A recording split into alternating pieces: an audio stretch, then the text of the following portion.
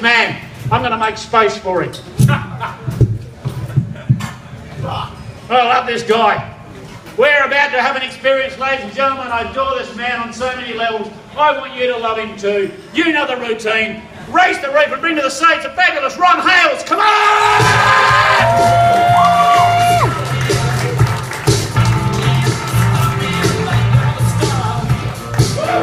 Whoa! A little bit of Rolling Stones to start me up.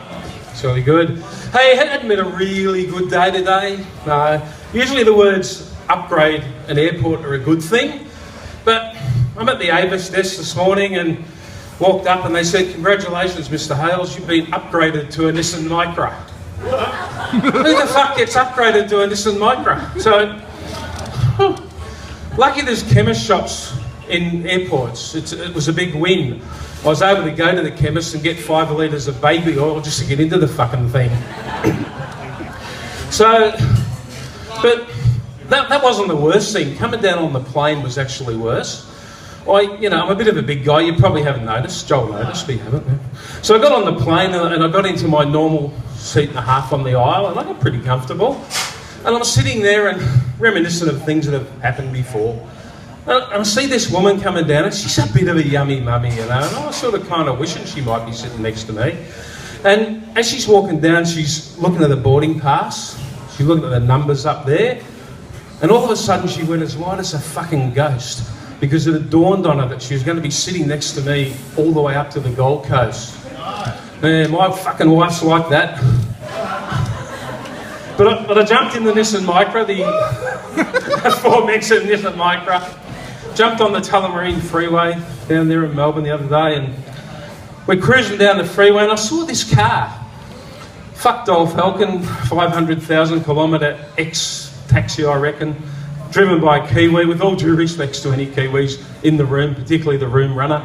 And, you know, it had the All Black sticker on the back, but he had another sticker and it said, "Honk if you're horny." I thought, well, fuck me, I'm 58. I'm not desperate. I am desperate. I'm not fussy. So I've got up beside him and I've put my hand on the horn full bore and I've wound down my window and I've stuck my tongue out. I've gone, "Pick me, pick me." I've never seen a fucked old Falcon turn into a V8 supercar quicker in my life. Unbelievable. I thought I might go into the cricket when I was in Melbourne. I've never been to the MCG. And I went and I stood in the outer and it's alright, it's fucking a bit of a prick of a game. That goes for a long time. So I was standing there and then the officials came along and I said, "Can you move?" And I said, "Well, I've been to the cricket before, but I guess this is how it works." And they moved me again, and after they'd moved me about 5 times, I fucking realised they were using me as that big screen to keep the sun out of the players' eyes. And they charged me to get in as well. Unbelievable. Hey, if I don't tell a joke about drugs later, can you all yell out drugs if I forget it? Because I'm pretty old and I've got some new material and it may not work, but that's okay, just have drugs. But while I was in Melbourne, I sort of reminisced a little bit, went to the school reunion. Anyone done that? Been to a school reunion? Yeah? Fuck, the people are really fat, old and ugly. It's weird. I wasn't, but that was really weird. So I got called fatty when I was at school. You know, kids really did pick on me because I was 120 kilos when I was 16. God, I wish I was only 120 kilos now. God. But I thought, you know, in life as you get older, you can't sort of hold a grudge in life. You've just got to really be cool about things. So I went and found the skinniest, runtiest little, skinny little, nearly 60-year-old who used to pick on me. And I went, "Guys, no problem, I'm going to put you in my will. I just don't hold grudges." And they thought, "Oh, fuck, we called you fatty, we picked on you. Yeah, I'm putting you in my will as my pallbearers." I did reminisce about Melbourne, and this next thing is actually true. It's quite embarrassing. My first job was in a bank. I was about 17, and fair dinkum, I was absolutely a useless little prick. Absolutely. First day, I kicked the silent alarm, and the cops came from everywhere, guns drawn, seriously, National Bank Chadstone. I did it the second day, they came again. Not good. So the third time I did it, they just rang the bank manager and said, "Has that little fat prick set that alarm off again?" He said, "Yeah." They didn't come. So about 2 weeks later, Guy walked into the bank, absolutely true story, I was 17, with a balaclava and a gun. And he said, put all the money in the bag and make it quick. I said, no need to fucking hurry, mate, the cops aren't actually coming. Anyone know Melbourne trams when you hang on the thing there? On the leather? Yeah? It's good, isn't it?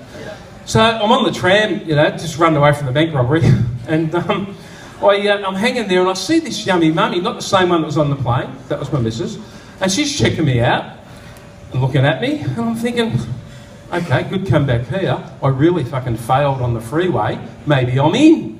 And she's looking at me and I'm looking at her, and I looked at myself and I pointed at myself and I said, me? She said, yeah, you. And I thought, I'm fucking in. She got up and offered me her seat. A little bit of while to sink in that one. Okay, I've remembered the drugs bit.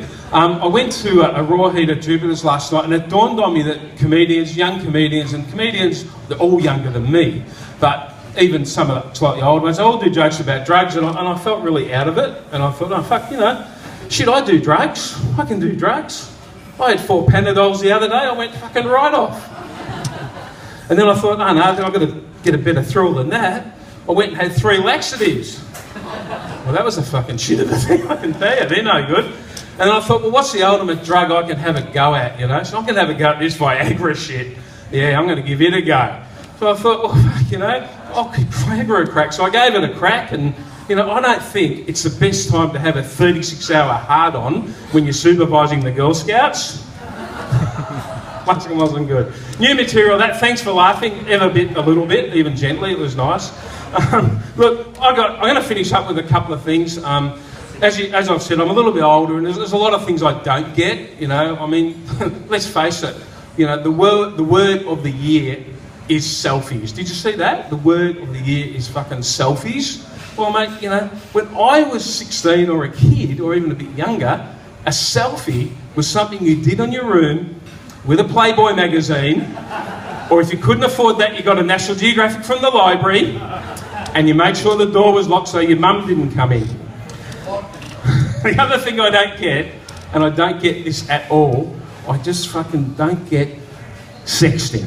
I'm sorry, girls and boys, I know you're all a bit younger, but I just don't get it, all right? So what I don't get about it, I don't get if you're sexting and you push that fucking button before you're finished, is that foreplay? Or is that premature ejaculation? My name's Ron Hales, thanks for listening, I've had a blast.